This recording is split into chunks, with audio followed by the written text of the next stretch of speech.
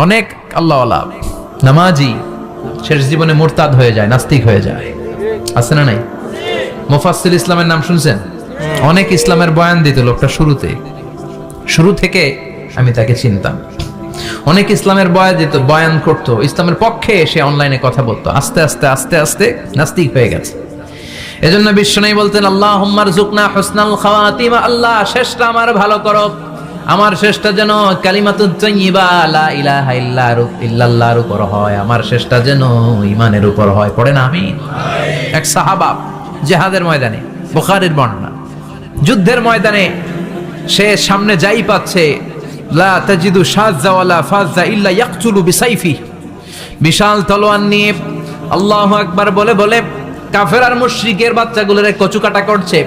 সাহাবীরা দেখে পেছন থেকে বাহাবা দেয়, নবীর কাছে এসে খুশ খবর দেয়, ও নবী দেখেন আপনার সাহাবী দিন কায়েমের আন্দোলনে কালিমার পতাকাটারে জমিনের বুকে পতপত করে ওড়ানোর জন্য কেমন করে যুদ্ধের ময়দানে, জিহাদের ময়দানে কাফের আর মুশরিকদেরকে কচুকাটা করছে। নবী দেখেন আজকে জিহাদের ময়দানে যুদ্ধের সব সওয়াব আল্লাহ এই সাহাবীরই দিয়ে দিবে।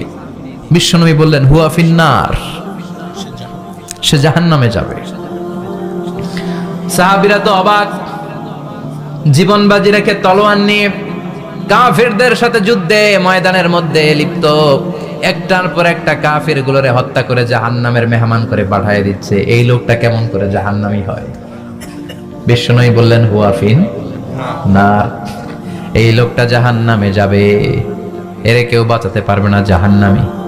এক সাহাবী মনে মনে বলল, এই লোকটা কেমন করে জাহান্নামী হয়, আমি তার পেছনে পেছনে দেখবো তার শেষ পর্যন্ত কি ঘটে, কারণ নবী যা বলে এটা তো কোনোদিন মিথ্যা হতে পারে।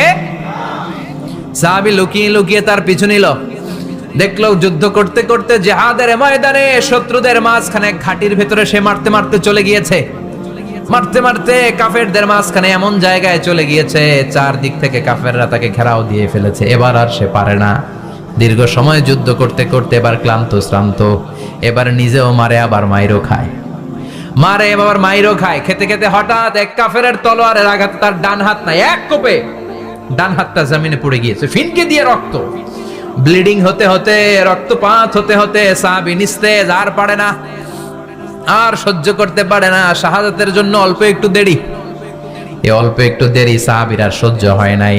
ওই সাহাবী নিজের তলোয়ারটা জমিনের মধ্যে গেড়ে তলোয়ারের উপরে ঝাঁপিয়ে পড়েছে, তলোয়ারের এক মাথা পেটের এইখান দিয়ে ঢুকে পিঠের ওই পাশ দিয়ে বের হয়েছে। যে সাহাবী পেছন থেকে ফলো করেছে সে বলে, আশহাদু আন্না মুহাম্মাদ রাসূলুল্লাহ, আল্লাহু আকবার। দৌড়ে এসে নবীর কাছে বলে, ও নবী, আপনি যে নবী, শেষ নবী, আখিরি জামানার পয়গম্বর, আপনি যে বিশ্ব নবী, কোনো সন্দেহ নাই, আমি নিজ চোখে চাক্ষুষ দেখে এসেছি আপনার ওই সাহাবা আত্মহত্যা করে দুনিয়া থেকে বিদায় হয়েছে। এজন্য শেষটা কার, শেষটা কিভাবে যায় আমরা জানি। এজন্য আল্লাহর কাছে আমরা ফরিয়াদ করি আমাদের মৃত্যু যেন ঈমানের মৃত্যু হয়। আমিন পড়েন, আর জোরে পড়েন আমিন। দ্বিতীয় ফুৎকার দেওয়ার সাথে সাথে আল্লাহ মালাকুল মাউতকে বলবে, ও মালাকুল মাউত, পৃথিবীর সব মানুষগুলোর রূহ কবজ কর। সব মানুষের রূহ কবজ হয়ে যাবে, সব জিনদের রূহ কবজ কর, সব জিনদেরও রূহ কবজ হয়ে যাবে। এবার সব ফেরেশতাদের রূহ কবজ কর, সব ফেরেশতাদের রূহ কবজ হয়ে যাবে। আল্লাহ বলবেন, আখবিরনি মাইয়াবকা, আর কে কে বেঁচে আছে বল। মালাকুল মউত বলবে, আল্লাহ মানুষগুলো সব শেষ, জিনগুলো শেষ, ফেরেশতাগুলো শেষ, শুধুমাত্র 4 জন বড় বড় ফেরেশতা এখনো মরে নাই। আল্লাহ বলবে, যা জিব্রাইল, মিকাইল, ইসরাফিল, যে ইসরাফিলের ফুৎকারে কিয়ামত হয়েছে ওই ইসরাফিলকেও শেষ করে ফেল। জিব্রাইল, ইসরাফিল, মিকাইল সব শেষ, এবার মহাবিশ্বে কেউ নাই। আল্লাহ বলবেন, আখবিরনি মাইয়াবকা, ও মালাকুল মাউত আজরাইল, এবার কে আছে? কই কেউ নাই, সব শেষ। কেউ আছে? কেউ নাই, সব শেষ, আছে শুধু আল্লাহ আর মালাকুল মাউত, ঠিক কি না? আল্লাহ বলবে, আখবিরনি মাইয়াবকা, ও মালাকুল মাউত আমারে বল কে আছে? কয় আমি আছি। কয় তুই মর। আমি আছি, আমি। আল্লাহ বলবে, তাহলে এবার তুই মর। তুই মর শোনার সাথে সাথে মালাকুল মাউতের কাঁপুনি ছুটে যাবে, খিচুনি ছুটে যাবে, ভয় ভয়ে খিচুনি ছুটে যাবে, কারণ মৃত্যুটা তো সে দেখেছে। দুইটা সিস্টেমে মালাকুল মাউত রূহ কবজ করে। আপনারা যারা আল্লাহওয়ালা, আপনাদের মাথার সামনে এসে একটা যুবক সুশ্রী, যত সুন্দর হতে পারে একজন মানুষ, এরকম একজন মানুষের চেহারায় আসবে আপনাদের কাছে। এসে সুগন্ধি পারফিউম মাখা সাদা ধবধবে কাপড় পরে এসে আপনার শিওরে বসবে।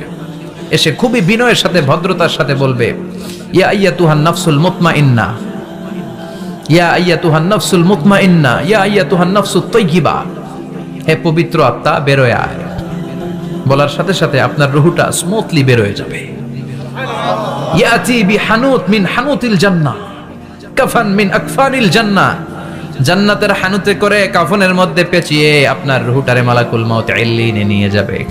আল্লাহ আমাদের সবার নসিবে এই ঘটনা তুমি জারি করে দিও, আমিন। আর যারা ইসলাম মানে নাই, কোরআন মানে নাই, বিশ্বনবীরে মানে নাই, তাদের সামনে কুৎসিত আকৃতির একটা ভয়ঙ্কর চেহারা নিয়ে আসবে। বিআকবাহি মা ইয়াকুন, হাদিসে এসেছে, যত খারাপ হতে পারে একজন মানুষের চেহারা, যত দুর্গন্ধযুক্ত হতে পারে একজন মানুষের দেহ, বিদঘুটে ভয়ঙ্কর রাক্ষসে এক চেহারা নিয়ে আসবে।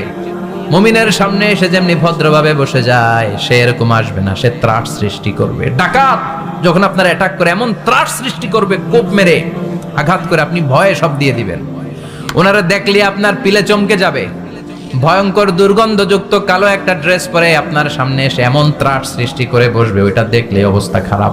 চিৎকার দিয়ে ধমকাবে আর বলবে, ইয়া আইয়াতুহান নাফসুল খাবিসা, হে পাপাত্তা বেরোয় আয় ইলা গাদাবিল্লাহ, আল্লাহর ক্ষোভ, আল্লাহর রাগের দিকে তুই বের হয়ে আয়। মুমিনের আত্মাটা যেমনি স্মুথলি বের হয়ে এসেছে, কাফেরের আত্মাটা বলার সাথে সাথে বেরোতে চাইবে না। আত্মাটা একবার ডানে দৌড়, একবার বায়ে দৌড়, একবার সামনে দৌড়, আর একবার পিছনে দৌড়। এবার মালাকুল মাউত আরো হিংস্র হয়ে যাবে।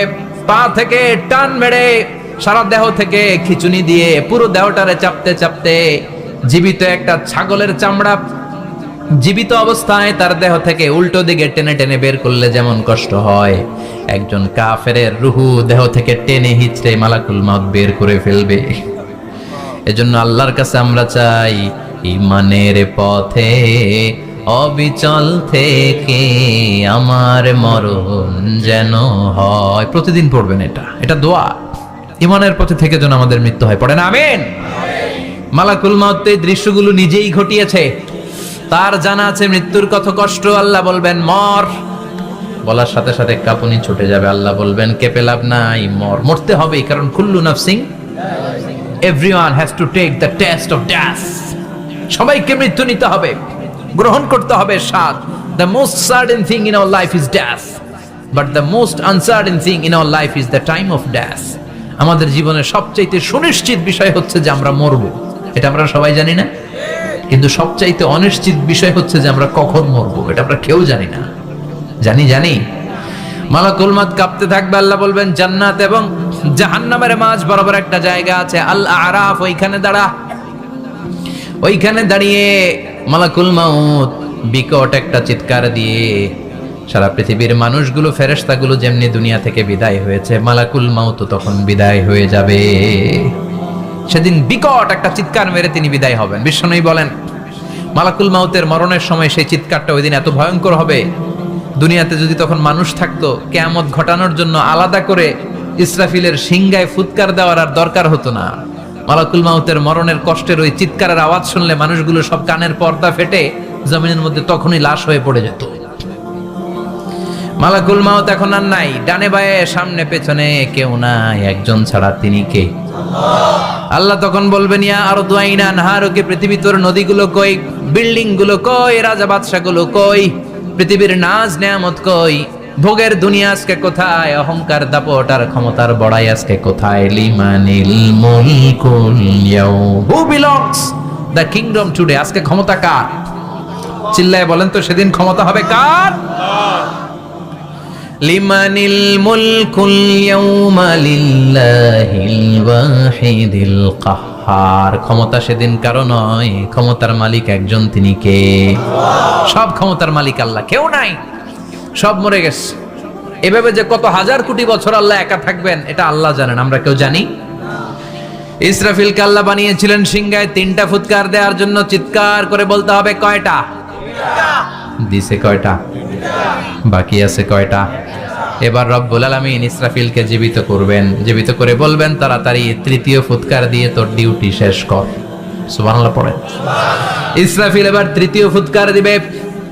তৃতীয় ফুৎকার দেওয়ার সাথে সাথেই পৃথিবীর বিভিন্ন প্রান্ত থেকে, মহাবিশ্বের বিভিন্ন প্রান্ত থেকে